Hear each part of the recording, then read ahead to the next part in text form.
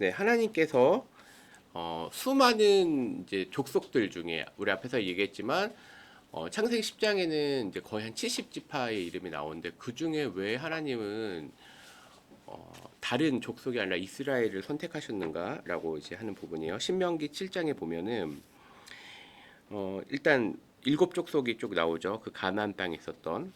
근데 이제 2절부터 한번 읽어볼게요. 제가 내 하나님 여호와께서 그들을 내게 넘겨 내게 치게 하시리니 그때 너는 그들을 진멸할 것이라. 이제 신명기는 모압 평야에서 이제 가나안 땅으로 들어가기 직전에 있었던 얘기인데 이제 그 땅을 어떻게 정복할 것인가에 대한 얘기를 하다가 6절 너는 여호와 내 하나님의 성민이라, 그러니까 하나님의 선택받은 백성이라고 되어 있죠. 이제 본격적인 하나님의 선택에 관련된 얘기가 나옵니다. 내 하나님 여호와께서 지상 만민 중에서 너를 자기 기업의 백성으로 택하셨나니 7절 같이 한번 읽어보겠습니다. 시작. 여호와께서 너희를 기뻐하시고 너희를 택하심은 너희가 다른 민족보다 수요가 많기 때문이 아니라 너희는 오히려 모든 민족 중에서 가장 적으니라. 네, 이렇게 되어 있죠. 그러니까 하나님께서 이스라엘을 선택한 이유가 어떤 무엇인가 잘나서가 아니라 도리어 가장 적었기 때문에 하나님께서 선택을 하셨다라고 되어 있는 거죠.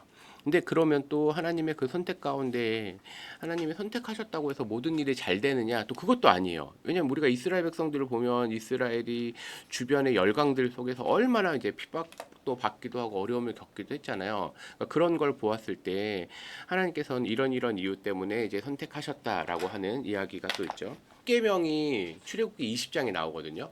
그렇죠? 이제 그리고 나서 하나님하고의 이제 모세가 시내산 위에서 선택 이제 언약 관계에 관련된 그런 것들을 하게 되고 그리고 나서 출애굽기 32장에 보면은 뭐가 있을까요?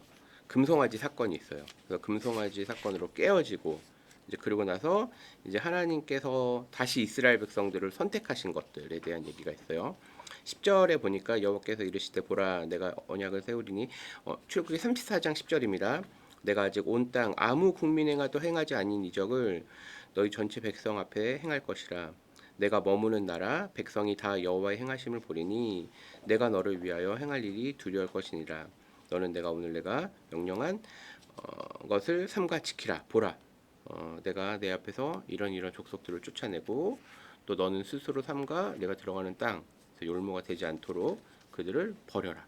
이제 그러니까 그 땅에 이 땅의 것들을 이제 하지 말라라고 얘기를 하면서 하나님께서 이제 이스라엘 백성들하고 다시 언약을 맺으시고 그 언약 맺으신 가운데 하나님 백성으로 살아갈 것에 대한 얘기를 했어요. 자, 그럼 이제 이런 걸 보았을 때 우리가 생각해야 될 거는 이스라엘 백성들이 그러니까 출애굽기 34장은 하나님께서 앞에서 그 뭐죠? 금송아지 사건 때문에 사실 버려야 되는 족속이거든요. 그러니까 우리가 이걸 보면서 생각해 볼 수 있는 건 뭐냐면 이스라엘 백성들의 잘남이 있지 않다는 거예요. 그러니까 이스라엘 백성들은 철저하게 하나님 앞에 불순종의 민족이었어요. 그럼 이제 정리를 총 해볼게요. 앞에서 아까 얘기했던 건 첫 번째는 하나님이 이스라엘 선택한 이유는 첫 번째 이스라엘이 잘나서다 아니다. 절대 아니다. 자, 두 번째 우리 봤던 신명기 7장에서는 어떤 얘기예요? 너희들이 이런 죄 그리고 여러 가지 함에도 불구하고 하나님께서 너희를 택한 거는 도리어 숫자가 가장 적었기 때문이다라고 하는 이 두 가지가 있어요. 그리고 이제 나중에 말라기에서 혹시 기회가 된다면 하나님께서 수많은 이제 아브라함의 후손들 중에서 나 에서를 미워하고 야곱은 사랑했다라고 했어요. 그러니까 이제 하나님의 선택에서 가장 중요한 거는 우리의 어떠함이 아니라 하나님 자신이 가장 좋은 걸로 선택하셨다 이렇게 생각하시는 게 좋을 것 같아요. 그러면 그것들 중에 특별히 이제 신명기 같은 경우에는 가장 적었다라는 것들. 그러니까 우리가 외적으로 무엇인가 잘나거나 이런 것에서 선택받은 게 아니다. 이게 우리 구원에 적용하면 어떻게 돼요? 우리의 구원은 첫 번째 내가 잘나서도 그런 것도 아니고 내가 무엇인가 뭔가 구원을 이룰 수 있을 만한 것이 있어서 그런 게 아니라 철저하게 하나님의 은혜 가운데서.